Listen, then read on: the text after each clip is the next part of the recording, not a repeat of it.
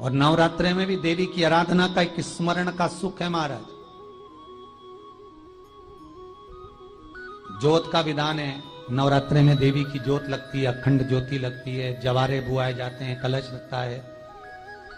ज्योत का भी विधान है, जिसके यहां दिया अखंड जलाया जाता है, अगर वो दिए की लो, दिए की बाती अगर दक्षिण दिशा की होती है तो उसके घर में साल भर में एक घात जरूर होती है।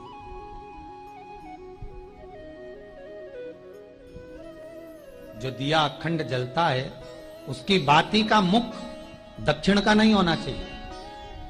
अगर आपने देवी भागवत का स्मरण करा हो, देवी भागवत को अगर सुना हो, तो देवी भागवत में स्पष्ट किया गया कि पूर्व की ओर मुख करा हुआ दिया, अर्थात पूर्व की ओर ज्योत जो जलाई जाती है वो संपदा की वृद्धि करती है। पश्चिम की ओर मुख कर कर जो ज्योत लगाई जाती है महाराज, वो वैभव को देती है। और उत्तर की ओर जो मुख कर कर ज्योत जलाई जाती है, उत्तर की ओर जो ज्योत का मुख रहता है वो आयु की वृद्धि करती है, घर में अकाल मौत को रोकती है।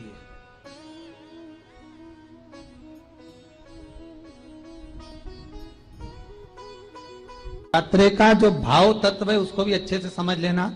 दक्षिण की ओर ज्योत ना लगाएं, अगर आपको लगाना है पूरब की लगाएं, पश्चिम की लगाएं या उत्तर की लगाएं। और जितने दिन महारानी जगदम्बा जगतधात्री दुर्गा भवानी, अब की बार माता जी घोड़े पर आई है, हर बार देवी बदल बदल के आती है, इस बार जो नवरात्रे आए वो घोड़े के आए।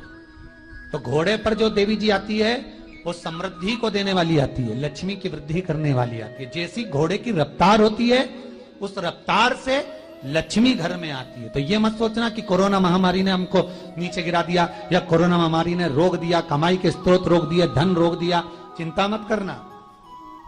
मेरी मां जगत जननी दुर्गा भवानी अब की बार घोड़े पर आई है, साल भर में इतना धन दे देगी कि आपने पीछे के 4 साल में नहीं कमाया होगा, इतनी मेरी मां भंडार भर देगी। ये घोड़े पर आई है, कोई साधारण नहीं हो सकता।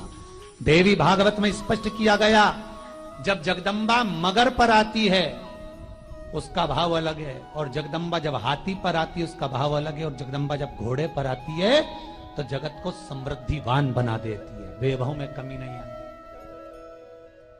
अभी भले दुनिया के लोग अभी रोते हैं कि पैसा नहीं आ रहा, कोरोना महामारी ने सब तोड़ दिया, रोक दिया, पर चिंता ना करना, मेरी मां अगर घोड़े पर आई है तो उसका सुख आपको जरूर मिलेगा। एक जरा सी मिट्टी की दुकान भी अगर आप खोल कर बैठेंगे तो चांदी और सोना के बराबर कमाएंगे, इतना धन देगी वो मां, साधारण नहीं है मेरी माता। तात्विक सुख का आनंद देने वाली, लाभ तत्व प्रदान कर। और नवरात्रे में भी अगर आपकी कोई कामना है, आपकी अगर इच्छा है, आपका मन है, तो जगत जननी की आराधना करो। पति और पत्नी में अगर क्लेश है तो जगदम्बा के मंदिर में मक्खन चढ़ाओ, प्रेम बढ़ जाएगा। आपको लगता है कि पति कोई अन्य स्त्री से लगा हुआ है या परिवार टूट रहा है, तलाक तक पहुंच गया है, तो माता के मंदिर में आप ध्वजा लगवाइए, उस ध्वजा पर मक्खन लगाकर लगवाइए, आपको लाभ मिलेगा। महाराज, यदि आपको लगता है कि बच्चे बहुत ज्यादा अपशब्द बोल रहे हैं, मुंह चला रहे हैं और प्रेम नहीं रख रहे, तो माता के मंदिर में लाल पुष्प, लाल चंदन और लाल चूड़ी मां को समर्पित करिए, प्रेम बढ़ेगा। बच्चा कभी आप जी से कम नहीं बोलेगा, प्रेम की भाषा निकलेगी उससे।